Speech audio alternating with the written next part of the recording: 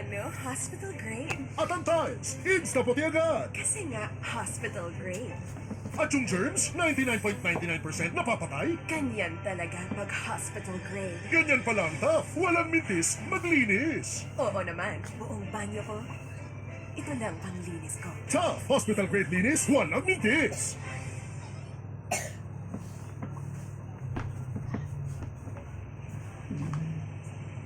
Hindi ko talaga masasagot or madidesisyonan yan mga kababayan. Ikaw talaga, Nanay Ansing, binibigyan mo na naman ako ng malaking isipin eh. Ikaw na lang po ang magpaalam sa mga viewers natin. Teka, idikit ko tong mic sa'yo, Nanay Ansing. Na? Ikaw na bahalang magsabi kay Ma'am Malu de los Santos kung anong gusto mong gawin dyan sa baboy na yan. Kasi ako, tagapamagitan lang, naghatid lang. Diba? Kumbaga, kung ano yung binigay ng sponsor, yun lang, hinatid ko rito. Pero wala na akong pakialam dyan kung anong gusto nyo gawin. Yun lang, pinapaalala ko lang sa'yo. Pag-isipan mo mabuti kasi nakakahiya. Baka sa susunod, wala nang magbigay sa'yo pag ganyan. Ganun po? Ay, wag na kaya. Baka magalit po yung nagbigay.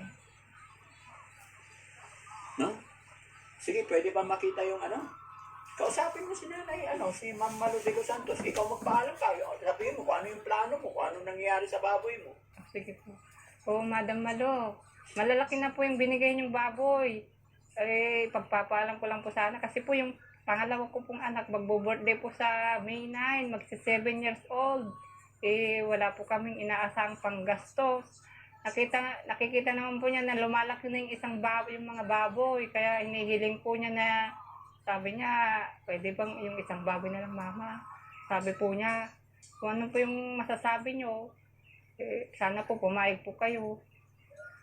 Sana nga pumayag po kayo na ipanghanda na lang namin yung isa. Kasi birthday naman po ng anak ko, magsi 7 years old. Matalino yung anak mo, Nanay Ansing. Advance din mag-isip, mana sa'yo. Magsi 7 pa lang, nakita na niya yung baboy, yun ang panghanda gusto.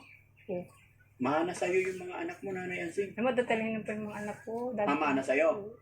Ay, hindi naman po ako matalino. Hindi, matalino ka, Nanay Ansing. Advance ka mag-isip eh. Ay, ganun. Oo. Hindi naman po. Akalain mo, 6 years old, running 7 eh. Di ba?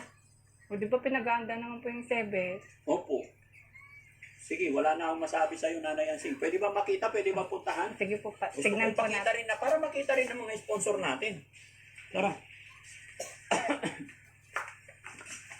Dito po. Nanay Ansing talaga, kahit kailan. Kung pwede lang naman po. Ay, kaya nga, hindi naman ako ang magde-decide yan. Di ba?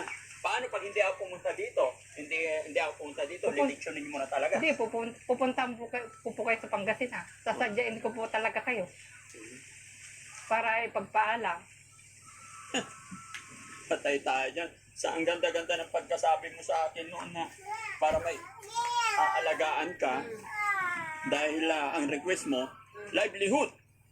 Eh ngayon, ano nangyari? Bakit gusto ng litsunin? Wala po kasing pangbiling ng pansit. Pansit o kaya sopas po, saka Ay, ganon. spaghetti. Sana.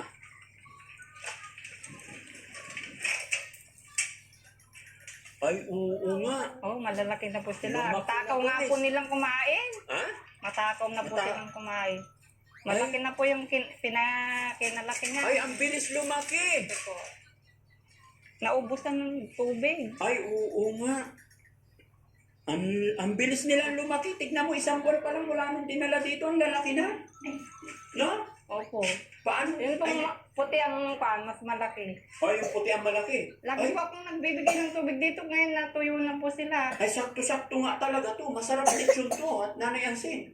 O, ito yung kasaktuhan ng baboy na masarap ilechon. Napakaluto. Kaso baka malungkot naman po yung lalaki.